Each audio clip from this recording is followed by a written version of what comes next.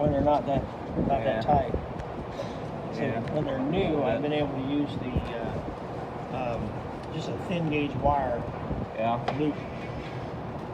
I got the center. I actually use my pocket screwdriver from time to time. Yeah, like you say, this one's pretty It just damn rolls hard. around. Yep. David, what's that tool called? Lips. What is it? Lip Wizard. Lip Wizard. Yeah. Just So it a helps lip- seals the piston lip. Well, it just helps roll it down in there because you can generally supposed to be able to roll it around, right around that lip, and it just tucks it in as you're kind of pushing down lightly. So that you don't roll that seal. Backside. But That's what you practice pretty- kissing on instead of your pillow. pretty stout. Professional one. So is it actually doing its job, David, or are you having more trouble? I'm having more trouble than normal. Yeah, there's not a very big lip on these seals, on these piston seals. No.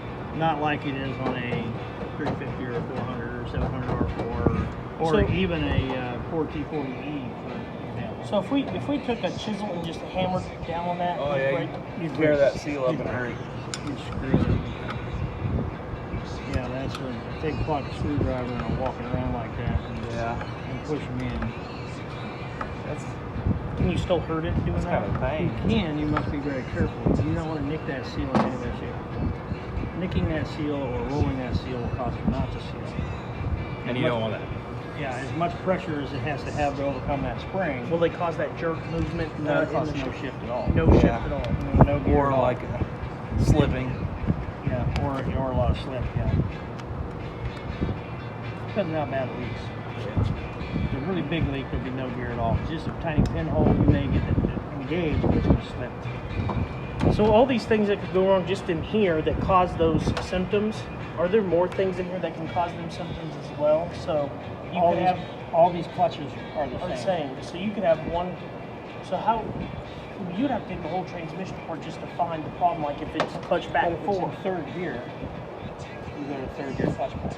If it's in first gear, you go to first gear clutch pack. What your clutch pack is this one Like when, on top? when it messes sat right up, here. and it so whenever your slam shift, is that what you call it? That's the one you would go check. So if it was Whenever you have a one slam to two, shift or a slip shift or a flare, remember the RPMs jump way up and then it falls into gear.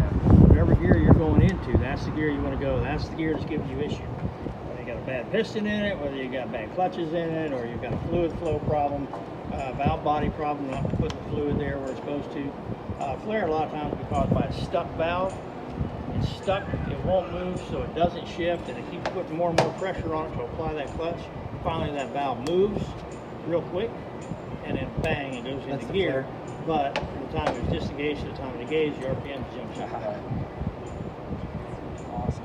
Yeah. Honestly, I've been driving a manual for so long. Really that being a I bear? really do kind of forget about my old car used to do that all the time before it broke down. But yeah, I definitely used to flare out when I was going from like third to fourth. They're not very nice pistons, are they? No, they're not. Saturn for you. So would you want to replace that if you're doing this job again? Since it's so hard. If I'm going to be in this deep in any transmission, it's going to get new pistons and new clutches. That's whether those clutches are pretty, they're not burnt. These are good looking clutches. All right, they're not the least bit burnt. They're not the least bit worn out. Look, you still got the grooves in them. Right. So can you explain the different sides? How this is smooth and that's fiber? Can you tell me what? This is your backing plate. So this is the one that everything pushes against. So it has to be thick enough in order to hold that pressure. Okay. All right. So when everything pushes against it, that's your backing plate. It's thick enough. Then of course running against that in order to get friction material against that, so we have friction when we apply it. Then the next one is steel. And then we have a fiber that goes against that steel. Here's the steel, we got another fiber goes against that steel. Okay. Fiber against that steel. Fiber against that steel. If I was to put fiber against fiber, it'd just chew each other up.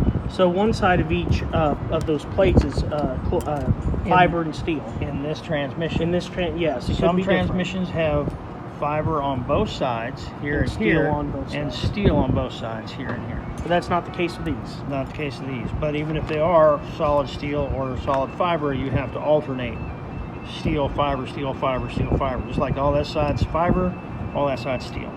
That's good. It's good. Okay. Now here's your wave washer. Oh, it has that wavy. Okay, it's tapered. See this side up here?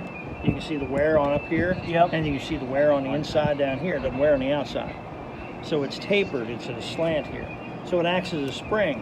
When that piston pushes up against it, right, and flattens it out against the clutches, it also acts as a cushioning spring. That will return the piston and give you a little bit of cushion. This gives you most of your shift cushion. Okay. No? All That's right. incredibly tight. It is. Where's your pocket screwdriver? That might be your.